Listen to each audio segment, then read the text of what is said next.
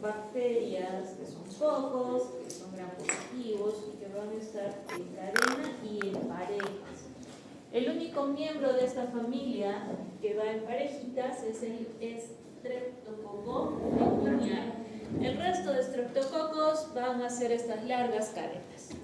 Son anaerobios facultativos, inmóviles, estrictos porque necesitan de ciertos componentes como es el agar sangre para favorecer su crecimiento. No me forman esporas y normalmente los encontramos a nivel de la piel y del tracto gastrointestinal. Y tenemos una amplia cantidad de patologías causadas por este tipo de bacterias. Entonces, cuando nosotros los observamos, ¿no?, los identificamos, simplemente podemos llegar a decir con la tinción de Gram que son estos cocos en cadenas. ¿Listo? Pero tenemos que ir más allá y en la clasificación tenemos varios tipos o varias formas de clasificarlos, ¿no? Tenemos desde, conociendo su hemólisis a través del agar sangre, ¿no?, tenemos los gamma hemolíticos, los alfa y los beta. Gamma es que no hay hemólisis, beta hemólisis completa y los alfa hemólisis parcial. Muy bien.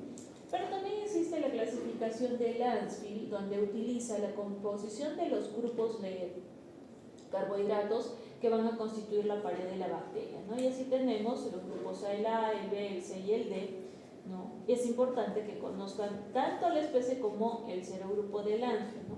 Si hablamos del Streptococcus pyogenes, es el grupo A, cuya pared está compuesta por ramos A en acetilglucosamida, la galactiae, que es el B, que solamente tiene ramos A con glucosamina, el C, que es el disgalactiae, que tiene ramos A más N acetilgalactosamida, y el D, que es el bovis, que tiene la D-alanina más la glucosa, ¿no? Los que no pueden ser tipificables bajo esta clasificación son el viridans y el Streptococcus pneumoniae. Para ellos utilizamos otra cosa. Y además de estas dos formas de poderlos clasificar, también evaluamos sus propiedades bioquímicas, que las vamos a ver ahora. Entonces, miren, la clase pasada que hablamos de los estafilococos, la primera prueba que hacíamos era la prueba de la catalasa, ¿no? Si salían catalasa positivo, estafilococos, y empezamos a la coagulasa, entonces a ver también las hemólisis y el manitol, etc. En cambio, si la catalasa me sale negativa cuando veo cocos gram positivos, lo más seguro es que sean los estreptococos, aparte de fijarme pues de cómo están distribuidos, ¿no? Y entonces lo primero que hago es ver la hemólisis. Y entonces, si yo tengo un beta hemolítico, ¿listo? Beta hemolítico, voy a hacer la prueba de la bacitracina, así como con los estafilococos hacía la novobiosina, acá voy a hacer bacitracina, ¿listo? Entonces, un beta hemolítico, hago bacitracina, y si esta sale positivo, se trata del Streptococcus pyogenes, ¿listo? Si tengo un beta hemolítico y hago bacitracina negativa, utilizo la prueba del CAM, que ahorita se las explico, y esta prueba del CAM sale positiva, se trata del agalactiae. Entonces, cuando tengo una beta hemólisis, pienso o es piógenes o es agalactiae. Si tengo bacitracina positivo, es piógenes. Si tengo CAM positivo, es agalactiae. En el caso del alfa hemolítico, voy a tener al Streptococcus pneumoniae y al Streptococcus viridans. Entonces, hago la prueba de la optoquina. Si sale optoquina sensible, es neumonía. Si es resistente, sería viridans. Y finalmente, los gamma hemolíticos, practicamos la prueba de la bilis esculina y su crecimiento en cloruro de sodio al 6.5%. Si es bilis esculina positivo y crece en este cloruro, es el estreptococo del grupo D del tipo Enterococcus. ¿Listo? Pero si no crece, es del grupo D del tipo no Enterococcus. ¿Ok? Entonces, ¿cómo va más o menos todo esto? Ya saben que el único, bueno, parejitas es el neumonía, el resto va así, ¿no? Entonces ya hemos visto los tipos de hemólisis y vamos a ver. Otra vez. Estreptococos beta hemolíticos, piógenes o agalactiae. El que es sensible a la bacitracina es piógenes y resistente es agalactiae. ¿no? Y para la galaxia hago la prueba del CAP, que va a ser positiva. En el caso de los alfa hemolíticos tengo el neumonía y el viridas. Hago la prueba de la optoquina. Si es sensible, es neumonía. Si es resistente, es del grupo viridas. Y finalmente los alfa hemolíticos, que ya esos son los enterococos.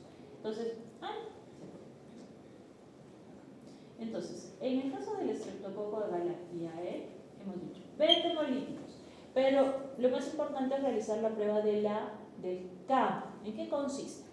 El conocer si mi bacteria tiene este factor CAM, que consiste en el que este factor aumenta la beta-hemólisis de una cepa indicadora de Staphylococcus aureus. Entonces, miren, en la imagen lo que tenemos es un agar sangre, ¿listo? La cepa que he sembrado acá de forma transversal es Staphylococcus aureus, y a los costados sembramos la cepa de estreptococo que quiero evaluar. Aquella cepa que es Streptococcus galactiae tiene este factor CAM, que lo que hace es como que jala la beta-hemólisis del estafilococo, y por eso es que se está formando este tipo de flechita, ¿no? Que la flechita es el que está indicando que yo soy Streptococcus galactiae. Si no tiene factor CAM y tengo beta-hemólisis, ese es Streptococcus pyogenes. Esa es la prueba del CAM, ¿okay? Y se hace junto con el Staphylococcus aureus. En el caso del Streptococcus pyogenes, además de ser vasopresina sensible, podemos utilizar la prueba del PIR. La prueba del PIR consiste en que voy a evaluar la presencia de la enzima lapidodonil arilamirasa, ¿no? Que sí la tiene Piógenes, pero que no la va a tener el Agalactiae, ¿no? Simplemente es positivo, se cambia a color rojo, negativo es un color amarillo. Para el caso de Streptococcus pneumoniae, vamos a ver alfa hemólisis y vamos a ver que es sensible a la optoquina.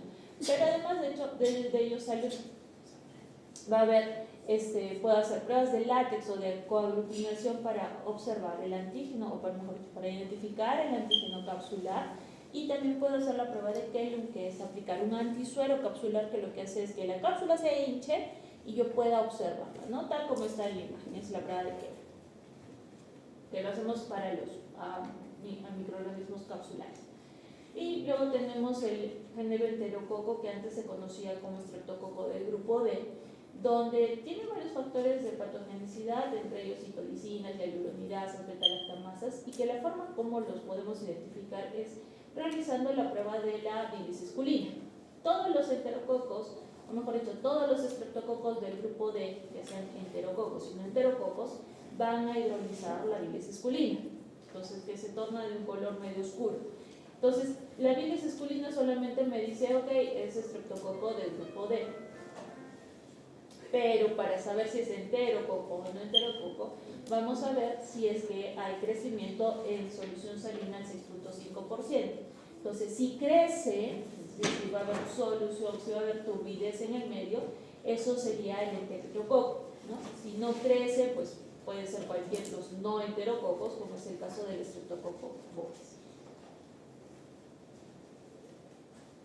Igual, ¿no? Siendo un enterococo, ¿por qué antes lo considerábamos estreptococo? Porque tiene morfología de estreptococo, estas cadenitas de cocos, ¿sí? Pero, bueno, se mantiene dentro de la familia. Y hemos visto que a lo largo del tiempo los estreptococos tienen resistencia a la vancomicina. Y lo que va muy ligado a estos estreptococos son las infecciones de tipo intrahospitalario, ya sea infección del tracto urinario o también a nivel abdominal. Entonces, el problema que vemos ahora es que hacen resistencia a múltiples fármacos y poco a poco nos quedamos sin opciones para tratarlos. Y eso es la parte de los estreptococos. Luego tenemos lo que va a ser los haemófilos. Para el caso de haemófilos, son cocobacilos, es decir, a veces son un poquito más largos que un coco, pero no tanto como un bacilo, por eso. Y a veces pueden formar estreptobacilos cortitos. Son gram negativos, no tienen movilidad, no forman esporas, son anaerobios facultativos. Y algo importante con los haemófilos es que necesitan de los factores 5 y 10 de la sangre para poder crecer y que también me permitan su identificación. Son oxidasa y catalasa positivos, forman parte de la flora normal en el aparato respiratorio, pero hay que tener mucho cuidado con Haemophilus influenzae del tipo B y el Haemophilus ducreyi, ¿no? Porque son patógenos. En el caso de Ducreyi es un patógeno que me va a causar infección de transmisión sexual. Entonces, ¿cómo hacemos la tipificación? ¿Cómo los identificamos? Para el caso de Haemophilus influenzae hay varios serotipos.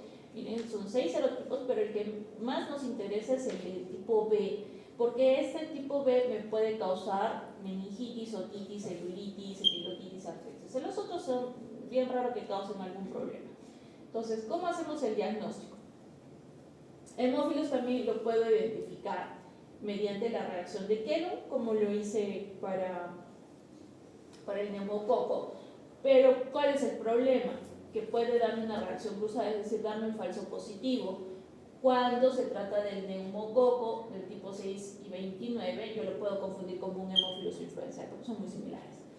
A quienes afecta más, a niños menores de los 6 años, por eso es importante la vacunación, ¿no? Los más chiquititos, mientras no tengan la vacuna contra Haemophilus, pues están bastante expuestos. Entonces, si yo tengo un pacientito en el cual esté infectado con Haemophilus, lo primero que tengo que hacer es aislar a la bacteria para hacer su identificación.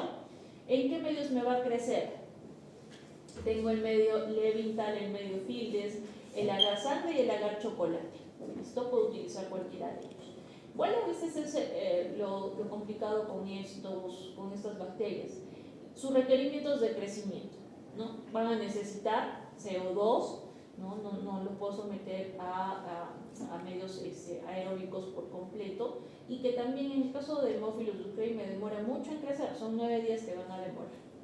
Pero si todo sale bien y tengo esas condiciones, lo que voy a encontrar son colonias húmedas, incoloras, que tienen esta forma. Cuando uno las mira en las plantitas, es como si fueran gotitas de rocío, es decir, son bien pequeñitas, lisas, convexas, ¿no? Y que tienen la capacidad de desarrollarse junto con Staphylococcus aureus. Por eso se le llama el fenómeno de satelitismo.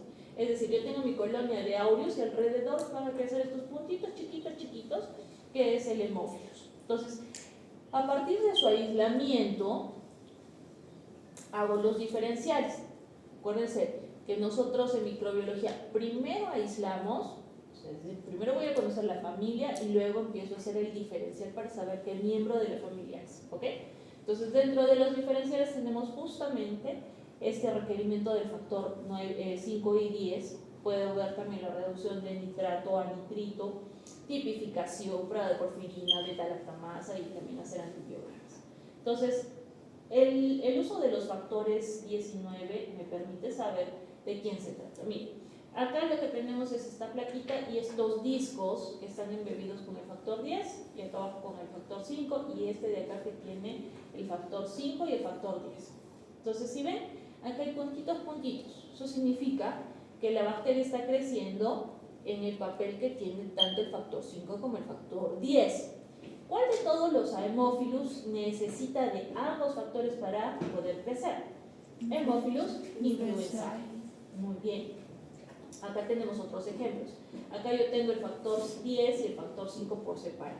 Acá solamente vemos que ha habido crecimiento en el 10, más no en el 5. Entonces, ¿cuál de todos los Haemophilus solamente necesita el 10? El ducreyi. Acá pasa lo opuesto, no solamente ha crecido en el 5, ¿quién necesita solo el 5 para influenzae? Y en este caso, que está acá, ha crecido en la mitad, significa que necesita tanto el 5 como el 10, que eso ya hemos visto el influenzae, ¿no? Entonces, existen otros similares, por ejemplo, quien también necesita 5 y 10 es Haemolyticus, pero ¿cuál es la diferencia? No me produce hemólisis el influenzae, pero el Haemolyticus sí, ¿no? Igualito va a pasar con el parainfluenzae, ¿no? Que también parainfluenzae no me produce hemólisis, pero Haemolyticus, ¿no? ¿Cuáles son los que más me interesa que aprendan? El influenzae y el ducreyi. Esos son, digamos, los más importantes, ¿ok? Entonces, el uso de los factores es sumamente importante para su identificación. Entonces, cuando nosotros tenemos que identificar a estos Haemophilus, utilizamos tinción de Gram, vemos la morfología, vemos los cultivos, este fenómeno de satelitismo que estamos hablando, la prueba de Kellogg, ¿no? Y finalmente llegamos a un diagnóstico. Y esto es lo que les decía del satelitismo, ¿no? Estas estrías de acá, ¿no? Esto es Staphylococcus aureus. Acá hay unos puntitos que han crecido, eso es el Haemophilus influenza, es su satélite, ¿no? Como si fuera la luna, ¿no? Y Staphylococcus aureus fuera pues la Tierra. Igual acá, ¿no? Estas colonias grandes y amarillas, eso es el Staph aureus, mientras que los chiquititos pues vendrían a ser Haemophilus influenza. Bueno, Haemophilus en general, porque no puedo decir que sea influenza. Y para el tratamiento, ¿qué es lo que utilizamos? Pues tenemos ahí acitros, tenemos macrólidos, podemos utilizar también cefalosporinas, podemos utilizar tetraciclinas, ¿no? Tenemos una amplia cobertura, pero necesito hacer de todos modos ese antibiograma para saber qué es lo que voy a emplear. Luego tenemos organismos que tienen muy mala tinción de grano. Entonces, son microorganismos en los cuales la tinción de grano no me va a servir porque tienen algo característico, ¿listo? O porque me producen poco ATP, como es el caso de las rickettsias, la Bartonella o la Ehrlichia, o porque no producen ATP, como las clamidias, son ácido alcohol resistentes, ahí tenemos las micobacterias, ¿no? Las típicas, que está el Mycobacterium tuberculosis, el Ephraeus, el bovis, y las atípicas, que es el Labium, Cansacide, Scophrolaceum, y finalmente los que no tienen pared celular, que son los micoplasmas. Entonces tengan mucho cuidado en no confundirse el micoplasma con el micobacterio, ¿listo? Porque a veces parecieran algo similar, pero son totalmente diferentes. Entonces vamos a hablar del micoplasma. Micoplasma, estoy diciendo, no tiene pared celular. Si no tiene pared, pues obviamente la tinción de Gram no va a haber, o no tiene posibilidad de adherirse. En este grupo de micoplasmas entra el micoplasma en sí y también el ureaplasma. Entonces, como características generales es que son bacterias muy chiquitas de vida libre y que como no poseen pared celular, son pleomórficos, es decir, que tienen cualquier forma, parecen renacuajos. Entonces, ¿por qué? Porque la pared celular, si ustedes se acuerdan, una de sus funciones es darle estructura, dureza a la bacteria. Si yo no tengo pared, pues simplemente soy una melcocha. Luego, en su membrana van a tener colesterol, y es más, necesitan de ese colesterol para poder justamente sintetizar la membrana para poder subsistir. Entonces, ¿de dónde van a sacar ese colesterol? Del medio, ¿no es cierto? Entonces, cuando yo los llevo a cultivo, uno de los principales componentes tienen que ser los colesteroles. ¿Ok? ¿Qué más?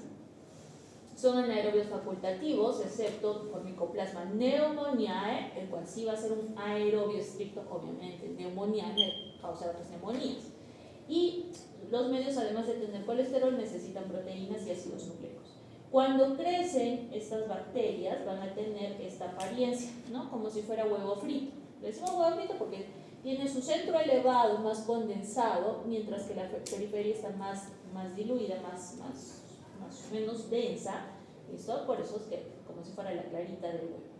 Un huevo frito bien hecho, no como el que hacen ustedes. Entonces, Mycoplasma pneumoniae me va a originar las neumonías atípicas. Ahora que me van a hacer los casos clínicos de neumonía, me explicarán claramente cuál es la diferencia entre una neumonía atípica y una neumonía típica. ¿Listo? ¿Por qué las llamamos así? Y además, para que ustedes sepan que en el caso de una neumonía atípica, tales y tales y tales bichos son los que las van a causar y los tengo que tomar en cuenta. ¿Listo? También me puede producir traqueobronquitis en aguda de niños y en adultos jóvenes, transforma la glucosa en ácido, crece muy lentito, al igual que el anterior, produce beta-hemólisis, es una bacteria extracelular cuya lesión del epitelio no es por invasión, sino porque produce radicales libres, como es el peróxido de hidrógeno. Entonces, en los otros tipos de bacterias vemos que colonizan e invaden, ¿sí? Perdón, se adhieren e invaden. Ese es el daño. En este caso, el daño no es porque se vaya a meter la bacteria, sino porque se pega la bacteria y empieza a liberar una serie de toxinas, entre comillas, porque no son unas toxinas per se, pero actúan como si fueran. ¿Listo? Y eso es lo que me va a causar el problema. ¿Listo? Luego, ¿qué más tenemos? El diagnóstico, bueno, puedo hacer cultivo de esputo, de frotis faríngeo, igual va a demorar 4 semanas.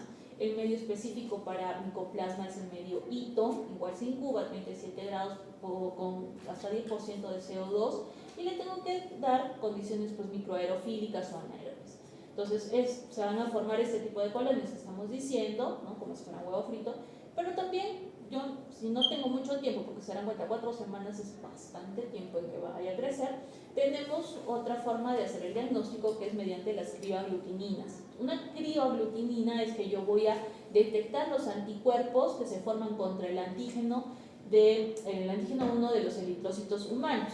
Entonces, ¿qué pasa? Se forman estos anticuerpos y se van a aglutinar, se van a pegar cuando son sometidos a temperaturas bien bajitas, pero son crioaglutininas, ¿no? Entre 0 y menos 4. ¿Y cuál es lo único malo? Que me pueden producir falsos positivos, ¿no? Porque no son las únicas bacterias que tienen la capacidad de producir crioaglutininas, ¿no? Y que no todos los pacientes van a presentarlas, ¿no?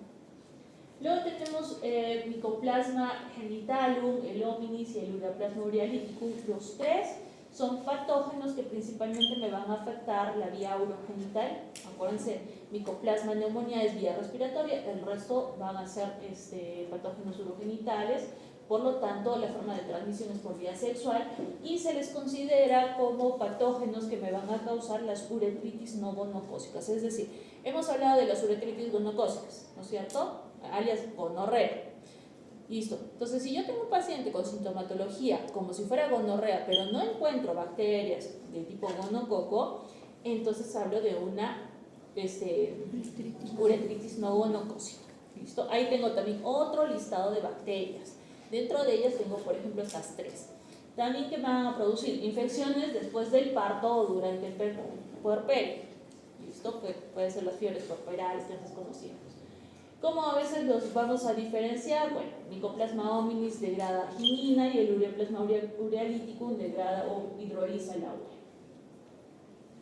Luego tenemos la clamidia. En el caso de clamidia, no vamos a mencionar que es un coco o es un bacilo, porque esas no son sus formas de presentarse. Entonces, ¿qué vamos a tener en cuenta? Que para clamidia es importante la vida intracelular, porque tiene una vida extracelular, pero para su reproducción la hace dentro de la célula. ¿Por qué? Porque no tiene la capacidad de producir ATP. ¿De dónde lo va a sacar? De la célula que va a invadir.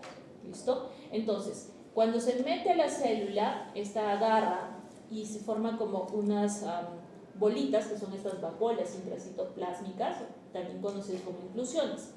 Y va a formarse dos estructuras. Dentro de la célula se forman lo que son los cuerpos reticulados y fuera de la célula se forma el cuerpo alimentar. Ahorita vamos a ver las diferencias. De lo que son las clamidias tenemos tres importantes, que es la trachomatis, que me produce infecciones urogenitales. Otra vez, también esta me produce uretritis no gonocócicas, al igual que los micoplasmas y el ureaplasma, y también me produce el tracoma, que es una lesión a nivel del ojito. Y luego tenemos clamidia citasis, que me produce la citacosis, y la clamidia neumoniae, que también me produce neumonías atípicas, como el Mycoplasma neumonía. Entonces ya tenemos dos que producen neumonías atípicas, ya tengo 4 que me producen uretritis no gonocócicas. Entonces miren lo que pasa con la clamidia. La clamidia, uno se infecta de clamidia y lo que está por fuera de la célula, en el extracelular, va a ser el cuerpo elemental. ¿Listo? El cuerpo elemental nosotros decimos que es la forma infecciosa porque es el que va a infectar a la célula. Nos dicen son pequeñitos, hasta 400 nanómetros, son inertes, ellos no se replican. ¿Listo? Y tiene la capacidad de adaptarse a la parte extracelular porque contiene proteínas de membrana externa que no van a tener la presentación intracelular. Como hemos dicho que, por más de que no sea un coco o un bacilo, estructuralmente se parece a un gram negativo, por lo tanto va a tener lipopolisacáridos. Muy bien. Y va a ser también la forma en la cual se van a liberar al final de todo este ciclo infeccioso para seguir invadiendo otras células. Entonces, una vez que yo tengo el cuerpo elemental, viene, invade la célula y dentro de la célula se empiezan a formar los cuerpos reticulados. Entonces, dentro de la célula tengo el cuerpo reticulado, que ese sí es metabólicamente activo, es decir, el que se va a replicar dentro de la célula. ¿Listo? Se empieza a multiplicar en estas vacuolas, carece de ciclo de Krebs, por eso es de que jala el ATP de la célula huésped, y una vez que termina de replicarse se vuelve a convertir en cuerpo elemental, se revienta el globito, es decir, se revienta la célula y salen los cuerpos elementales hacia el extracelular para seguir agarrando e invadiendo más células. Ese es el ciclo infeccioso, ¿listo? Entonces, vamos a ver que para hacer el diagnóstico de clamidia, como es una bacteria que necesita de una estructura celular, de una vida intracelular, pues yo no la puedo cultivar en los medios que tengo. Necesito medios de cultivo celulares, es decir, que estén hechos a bases de celulitas. Esos medios tenemos, por ejemplo, el ELA o el MACOI. Y para, por ejemplo, transportar la muestra necesitamos un medio especial que tenga tampón de sacarosa, de fosfato glutamato con inhibidores antimicrobianos. Entonces se da cuenta que es bastante complicado poder hacer cultivos de clamidia. Entonces, ¿cuál es la forma más fácil? O detecto los anticuerpos o detecto el material genético. Si detecto anticuerpos, puedo utilizar inmunofluorescencia directa o ELISA, que es muy rápido, y para la detección de los ácidos nucleicos, pues utilizo PCR, que es la reacción en cadena de la polimerasa, no la proteína C reactiva, por si acaso, ¿no? O puedo hacer hibridización.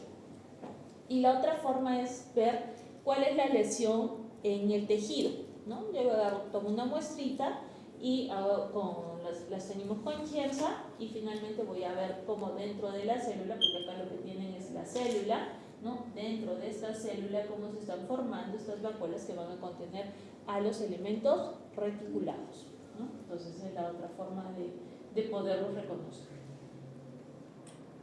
En el caso de la clamidia psittacea, que es la que me va a producir esta citacosis, ¿cómo no se contagia? Al entrar en contacto con las heces de pájaros que están contaminados, ¿no? Uno cría sus canaritos, sus loritos, y al momento de limpiar la jaulita, en las heces están allí también las bacterias. Uno las inhala y puede presentar neumonía leve o neumonitis, inclusive hasta procesos en el sistema nervioso central.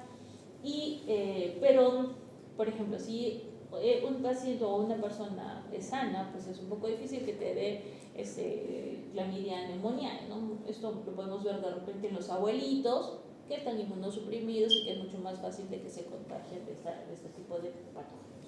Tratamiento, tetraciclinas, hay que aislarlo al pacientito, y para el diagnóstico podemos hacer lo mismo. Tomar una muestra de esputo, acuérdense, siempre, es intracelular. Entonces, si yo tomo la muestra de esputo, lo que voy a encontrar es macrófagos, y dentro de los macrófagos voy a encontrar las inclusiones intracitoplásmicas, ¿no? Estas vacuolitas. Y para el caso de la clamidia neumoniae, me produce neumonías atípicas, bronquitis, sinusitis, etc. Tiene bastante periodo, un tiempo de incubación bastante larga, son 30 días entre que yo me expongo y desarrollo los síntomas. El diagnóstico, acá lo mejor es agarrar y detectar ya sean los antígenos o, mejor dicho, los anticuerpos, ¿no? IgG o IgM. Y el tratamiento igual, tetraciclinas o también las doxiciclina por largo tiempo. Y para terminar tenemos la Bartonella. La Bartonella, que me causa qué enfermedad. Ya, ¿y qué es la fiebre del oroyo? Es lo mismo, ¿sí? Fiebre del oroyo. ¿Cómo es el cuento con esta bacteria? Debajo de cada verruga hay bacterias metidas. Ya, desde la verruga peruana. ¿Y cómo es la fiebre del oroyo?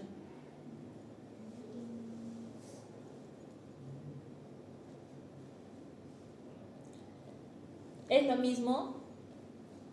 No. Sí, fiebre de verruga, Por la fiebre le salían las verrugas. ¿Se te da la fiebre y te sale la verruga? A mí no me da fiebre, me sale la verruga a los 31. ¿Cómo es? ¿Con qué otro nombre se le conoce? De Carlos. Ya. Es que él se contagió. ¿Se contagió? Para estudiar la enfermedad. Se infectó. ¿Y quién es Carrión para nosotros? Ah, es el creo de medicina o algo así. Daniela. ¿Quién? No de la medicina peruana. somos huérfanos, no tenemos ni padre ni madre. ¿Quién es? Daniel Alcisca. Sí, Daniel, ya es una avenida que está por acá.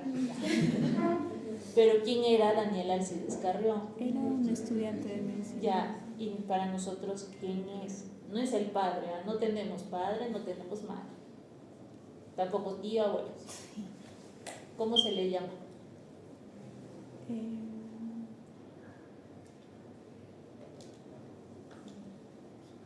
Como los otros 400 médicos que se murieron por la pandemia. Mártir. ah, Cuando nosotros no tenemos papás. Los únicos papás que tienen son los de que tienen ustedes en sus casas. ¿Listo? Es un mártir de la medicina. Ya, sí. ¿Qué hizo? se inyectó. Se inoculó, no se inyectó. Bueno. Suena que es la droga, se inoculó, ¿qué cosa? ¿Con qué? ¿Con qué? Con, ya, ¿y qué desarrolló? ¿Y qué pasó? Se murió. Bien, entonces. ¿Listo? Entonces, tienen que estudiar un poco, no estudiar, leer por cultura. No sé si asumo que en el colegio en mis épocas, ¿listo? En la antigüedad, en la prehistoria, sí nos hablaban de estas cosas, parte de la historia del Perú. Entonces, miren, ¿dónde queda Loroya? ¿En qué parte de su Perú? En la Sierra Central, ¿sí? Entonces, en esa época, hace muchos años, eso no era compañero mío todavía, de repente, no sé, tampoco de la doctora Noemí. En esa época se estaba haciendo el tren de Loroya, el tren de la Sierra Central, ¿listo? Entonces, ¿qué pasaba? Había mucha muerte entre los trabajadores, ¿listo? A causa de una fiebre, en ese entonces desconocida, y otras personas también del área presentaban unas lesiones deformantes, esa era como especie de verrugas. Muy bien, entonces se creía en ese entonces que eran entidades completamente diferentes, que no tenían correlación alguna, ¿sí? Entonces, ¿qué hizo Carrión? Pensó, ¿no?, de que, intentar comprobar de que eran la misma entidad, ¿no? Entonces, no sé si para suerte de él o que habrá sido, ¿no?, que se inyectó, como dicen, la verruga y terminó desarrollando la fiebre y eso lo mató. Entonces, ¿cómo es que uno se contagia de esto? Por los mosquitos. ¿Qué mosquito? Justo ahí en la Sierra Central había un tipo de mosquito. ¿Qué mosquito? Eh, ¿Cómo se llamaba el mosquito? Porque ahora que van a hacer parasitología el próximo año, los mosquitos sí, hay cientos de mosquitos y cada uno es diferente y cada uno tiene su nombre y transmiten enfermedades distintas. ¿Cómo se llama en este caso este mosquito? Los mosquitos son vectores. Un vector es que sirvo de intermediario entre uno y otro. ¿Sí? ¿Cómo se llama ese mosquito? ¿Mosquito de la arena? No. ¿Títiras? ¿Cuál? ¿Títiras? Dipterosales mosquitos. Ese es el sinónimo. La Lutzomia verrucaria. Ese es el nombre del mosquito. ¿Cuál es el nombre del mosquito que transmite la malaria? O no la malaria, perdón, que transmite el dengue. El dengue que es tan que nos causa tantos problemas en el norte. ¿El qué? ¿Cómo se llama ese mosquito? Aedes aegypti. ¿No? Zancudo no. Zancudo, sinónimo, mosquito. Entonces, cada insecto, cada cosita tiene su nombre, ¿listo? Y es importante porque son diferentes. No es lo mismo la Lutzomia, ya ni me acuerdo si tiene 4 alas y el otro tiene 2, una vaina así es, ¿listo? Pero cada uno me va a transmitir enfermedades diferentes y además por la localización también yo no voy a encontrarlo, por ejemplo la Lutzomia no la voy a encontrar en el norte, ¿no? Y el Aedes aegypti yo no lo voy a encontrar en la sierra, se muere el mosquito, se congela. El Aedes vive en climas cálidos, ¿listo? Entonces, quien transmite esta enfermedad es la Lutzomia verrucaria. ¿Qué hace? Pica a alguien enfermo, y vuela, pli, pli, pli, pli, pli, te pica a ti que estás sano y te va a transmitir la enfermedad. Que vayas a desarrollar verruga o que vayas a desarrollar fiebre, pues depende mucho de la reacción de tu cuerpo. Entonces, miren, ¿qué pasa con esta Bartonella? La Bartonella, y tienen que saberlo por qué. Esto no es solamente está en los libros del Perú, por si acaso, está en los libros internacionales de microbiología. ¿Listo? Entonces, miren, esta Bartonella es un cocobacilo gram negativo que también necesita ciertos requerimientos específicos para que crezca, ¿no? Incubación prolongada como los anteriores, una atmósfera húmeda y también CO2. El reservorio son los animales que van a contaminar al ser humano, a veces por contacto directo o como dice ahí, ¿no? Por insectos que son los vectores. Un vector es el insecto que va a transmitir la bacteria o el microorganismo de un ser a otro. ¿Listo? Puede ser un mosquito, puede ser una pulga, puede ser un chinche, una garrapata. ¿Listo? Hay varios vectores. Entonces, ¿a qué está asociado? A fiebres a repetición o también a lesiones angioproliferativas, que esa es la verruga. Entonces, miren, la Bartonella bacilliformis es la que me va a producir la enfermedad de Carrión, que son cuadros febriles que se acompañan de anemia. Esa es la fiebre de la orolla. Entonces, es fiebre más anemia, ¿sí? Y que además puede ser seguido por la presentación de nódulos cutáneos que van a tener sangre. Esa es la verruga peruana. Luego tenemos la Bartonella quintana, que me produce la fiebre de las trincheras, que son cuadros de fiebre con dolor, debilidad, cefalea, todo eso. Pero lo interesante es que la fiebre se presenta en intervalos de cada 5 días. Además de eso puede producir angiomatosis, que es un crecimiento vascular a nivel del tejido celular subcutáneo, la piel, etc. Puede producir endocarditis también. Luego tenemos la Bartonella genselae, que también produce angiomatosis, también produce endocarditis, también me va a producir lo que es la enfermedad por el arañazo de gato. Es decir, me van a salir, los ganglios linfáticos van a aumentar de tamaño después de que mi gatito agarró y me arañó. ¿Listo? ¿Ya lo cargaste o es el mío? Ah, ya. Muy bien. Entonces, a eso va la linfadenopatía regional asociada a la arañazo de gato.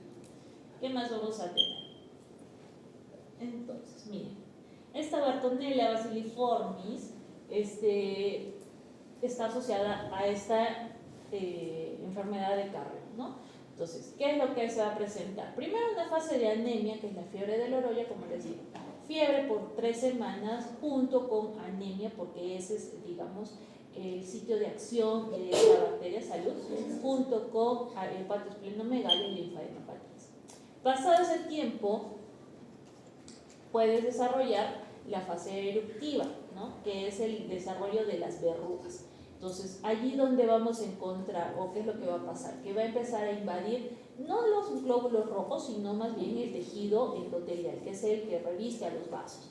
Y va a empezarse a desarrollar esta verruga. Primero, una verruga bien chiquitita que se le llama lamilia, luego aparecen más nódulos grandes, ¿listo? Múltiples, específicamente sobre las áreas extensoras de brazos y piernas. Y luego, cuando son muchísimo más grandes, se les llama mulas, cuando tienen más de 5 milímetros. Y estas mulas se caracterizan por ser de esta forma, ¿no? No tienen un pedículo, es decir, no tienen un tallo, son de base amplia, por eso se les dice sésiles, erosionadas, y como es una proliferación de vasitos, sangran muy fácilmente. ¿Listo? Por eso causa mucha deformación. Esa es la verruga peruana. ¿Cómo llegamos al diagnóstico? Digamos, el gol estándar, es decir, la prueba más específica, es realizar hemocultivos. ¿Listo? Pero el hemocultivo solamente lo puedo hacer durante la fase anémica, no en la fase de la verruga. Para el caso de la verruga, si yo ya tengo un paciente con verruga, pues hago una biopsia de la verruga y voy a encontrar cómo va a proliferar el endotelio de muchos capilarcitos, acompañados de polímorfos nucleares, de histocitos y de inclusiones intracelulares, es decir, como globitos dentro del citoplasma, y a eso se les llama las inclusiones de Rochalina. Y también tengo que hacer un diagnóstico diferencial Con la malaria. ¿Por qué con la malaria? ¿Qué pasa con la malaria?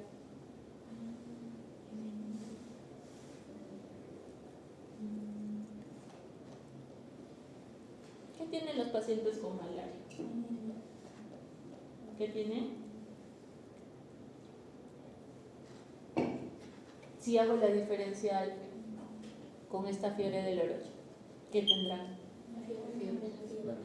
Fiebre y anemia. En la malaria también hay lo mismo. Y también por la ubicación es también un sitio frecuente de malaria. Entonces tengo que hacer la diferenciación haciendo una prueba de gota gruesa con Higgs, es decir, un extendido de sangre periférica. ¿Listo? Para poder observar. Y esa es la forma en la cual hacemos el diagnóstico. Entonces, ahora ya saben lo que es la enfermedad, ya saben quién es Carrión. Hay de ustedes que agarren y pongan padre de la medicina. Díganle eso a la doctora Noemí a ver qué les hace. ¿Listo? Muy bien, entonces, como estas bacterias, la mayor parte de ellas son bastante complicadas de mantener en un laboratorio, nosotros no tenemos eso. ¿Qué es lo que sí tenemos? Al estreptococo. Así que vengan por acá.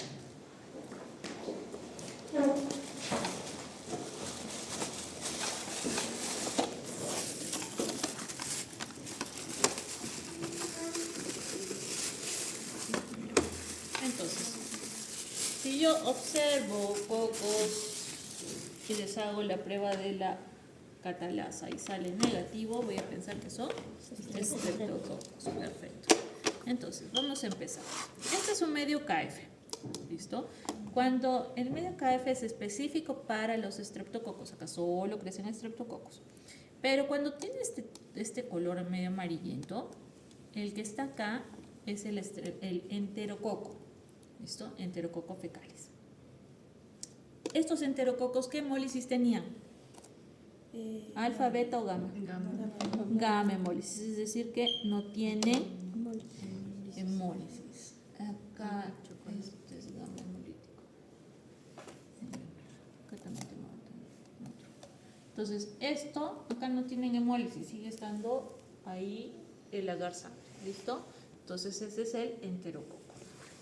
¿Ya? O antes conocido como estreptococo del grupo D. Ya, es lo mismo. Muy bien, entonces si hago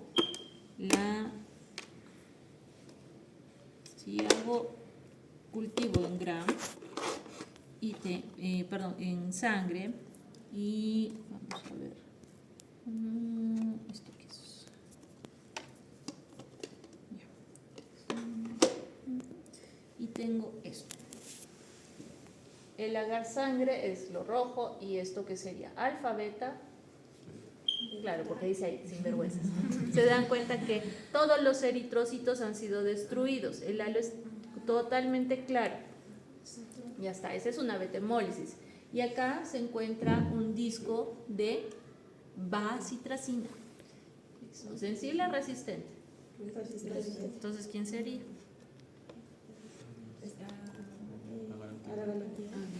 ¿Qué sería resistente? No es sensible. No, sensible esto es piógenes. ¿Ya? Ese es piógenes. Muy bien. Luego tenemos esta otra hemólisis. ¿Ven ese tono verduzco? Ya está. Esa es la alfa hemólisis.